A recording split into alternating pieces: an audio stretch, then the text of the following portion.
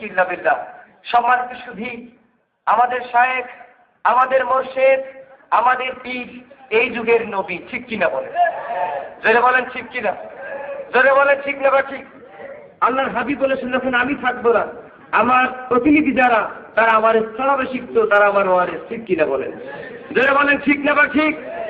আল্লাহর হাবিব সরকারি দো জাহানকে যেমন করে সাহাবায়ে কেরাম জীবনকে উজাড় করে আল্লাহর হাবিব সুলতানে মদিনাকে চতুর্দিক থেকে ঘেরাও করে রাখতেন, ঠিক আমরা প্রত্যেকটি প্রতিনিধি সদস্য ছাত্রীরা দরবারে কার্যক্রম করলাম হুজুরের চতুর্দিক থেকে ঘিরে আছি, ঠিক কিনা বলেন?